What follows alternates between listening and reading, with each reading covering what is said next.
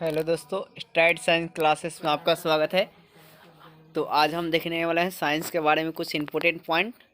जैसे हमारा पहला पॉइंट है विज्ञान। तो विज्ञान को इंग्लिश में क्या बोलते हैं दोस्तों? तो साइंस कहते हैं।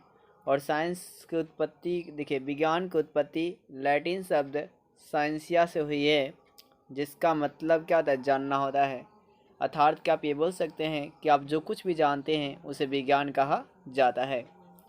अब आप किसी पेन के बारे में अगर स्पेशल बात जानते हैं तो ये बात ही जो जानते हैं उसे आप क्या बोल सकते हैं? विज्ञान बोल सकते हैं। लाइक किसी भी ऑब्जेक्ट के बारे में आप जो कुछ भी जानते हैं उसे हम क्या बोलते हैं जी? विज्ञान कहा जाता है।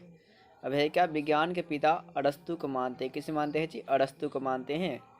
फिर है क्या, विज्ञान के खोजकर्ता किसे मानते हैं? तो गैलीलियो गैलीली को माना जाता है। विज्ञान के खोजकर्ता किसे मानते हैं? तो गैलीलियो गैलीली को माना जाता है। फिर पर विज्ञान की मुख्य कितनी शाखा होती है? तो विज्ञान की मुख्य 2 शाखा होती है। एक होता है सजीव विज्ञान और एक क्या होता है? निर्जीव विज्ञान। सजीव विज्ञान लिविंग साइंस बोलते हैं और निर्जीव विज्ञान को नॉन लिविंग साइंस बोलते हैं। अब नेक्स्ट पॉइंट हम जानते हैं आपके भौतिकी के बारे में। आखिर भौतिकी किसे कहा जाता है? तो द्रव्य और ऊर्जा के पारस्परिक क्रियाओं के अध्ययन को भौतिकी कहा जाता है। क्या सुना आपने? द्रव्य और ऊर्जा के पारस्परिक क्रियाओं के अध्ययन को भौतिकी कहते हैं। अब ये द्रव्य क्या होता है?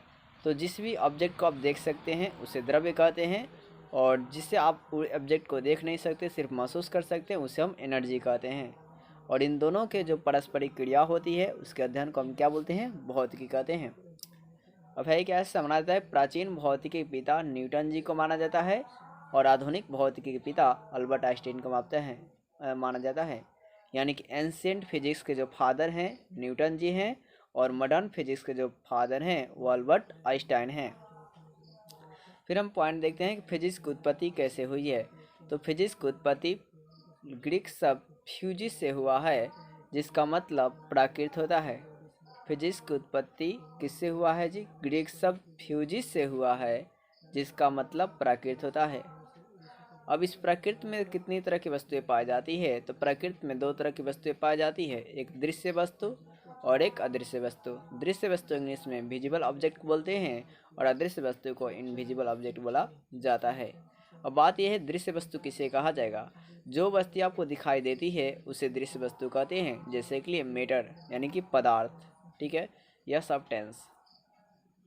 फिर कलम, कॉपी, किताब, टेबल वगैरह वगैरह, ये सारे जो भी कुछ भी आपको दिखाई दे तो सारे सारे क्या होंगे? दृश्य वस्तु होंगे।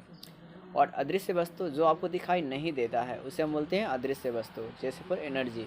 एनर्जी क्या होता है? इसे आप देख नहीं सकते हैं, ये इसे आप फील कर सकते हैं और इसका सिर्फ ट्रांसफॉर्मेशन होता है। जैसे एनर्जी का रूल कहता है कि एनर्जी को आप तो नहीं बना सकते हैं और नहीं उसे नष्ट कर सकते हैं, बल्कि एक ऑब्जेक्ट से दूसरे ऑब्जेक्ट में रूपांतरित कर सकते हैं। अब नेक्स्ट हम इम्पोर्टेंट पॉइंट देखते हैं, महत्वपूर्ण एसआई मात्रक। तो एसआई मात्रक, ये देखिए क्या होता है। एसआई को बोलते हैं इंटरनेशनल सिस्टम या एसआई सिस्टम ऑफ इंटरनेशनल, अंतर्राष्ट्रीय मात्रकों की पद्धति। एसआई का पूरा अगर एनसीईआरटी के थ्रू अगर इसका फुल फॉर्म की आप बात करेंगे तो होता है क्या? International system of D unit, अंतर्राष्ट्रीय मात्रकों की पद्धति, ठीक है। इससे आपके बहुत सारे मात्रक पूछे जाते हैं कि इधर ये आपका राशि हो गया और इधर आपका मात्रक हो गया। जैसे लंबाई का मात्रक क्या होता है? मीटर, और इसका सिंबल क्या होगा? Small M. फिर आपका द्रव्यमान का मात्रक क्या होता है? किलोग्राम, और किलोग्राम का सिंबल क्या होता है? केजी। फिर होता है समय के मात्रक क्या होते हैं? सेकेंड, और सेकेंड के मात्रक एस होते हैं। फिर विद्युत धारा का मात्रक एम्पियर होता है, और एम्पियर का मात्रक एम्पियर का सिंबल क्या होता है? ए होता है। फिर ताप का मात्रक केल्विन होता है, और केल्विन का सिंबल के होता है। और पदार्थ का परिमाण का मात्रक क्या होता है जी? मोल होता है। और ज्योति तीव्रता का मात्रक कैंडेला होता है, जिसका सिंबल क्या होता है? सी होता है। अब बात ये है कि लंबाई किसे कहते हैं? तो किसी पथ की दूरी को उसे लंबाई कहते हैं। किसी पथ की दूरी को क्या बोलते हैं जी? लंबाई कहते हैं। फिर एक द्रव्यमान किसे कहा जाएगा? इंग्लिश में इसको मास बोलते हैं। तो द्रव्यमान किसी पिंड में द्रव्य की मात्रा को, आपने क्या सुना किसी पिंड में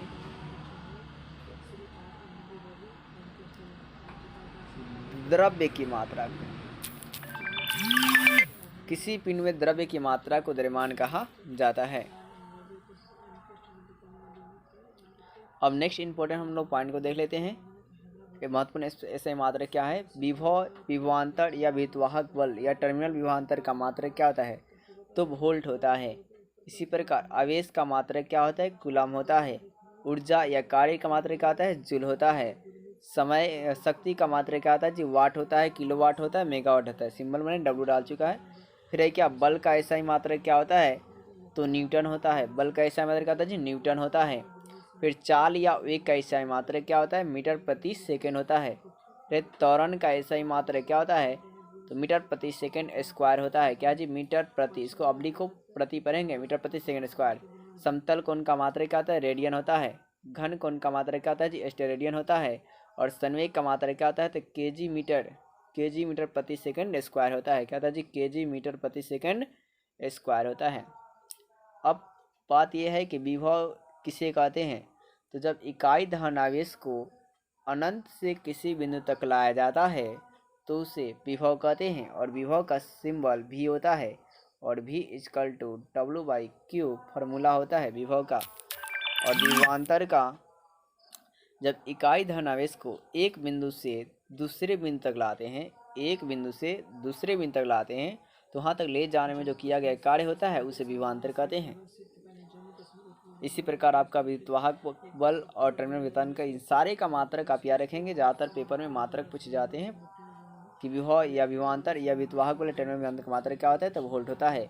और आवेश का मात्रक क्या होता है, कूलम। और आवेश का सिंबल क्या होता है, तो क्यू होता है।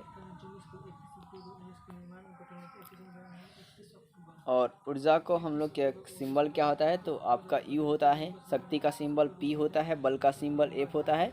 चाल या वेग का सिंबल भी होता है। त्वरण का सिंबल ए होता है, ए फॉर एक्सेलरेशन। समतल कोण का ये कोण है, कोण का एंगल होता है रेडियन, रेडियन में रहेगा आपका। संवेग का केजी प्रति सेकंड, मोमेंटम इसको इंग्लिश में बोलते हैं। दोस्तों, अगर आपको ये वीडियो अच्छी लगी हो तो वीडियो को लाइक और सब्सक्राइब जरूर करें।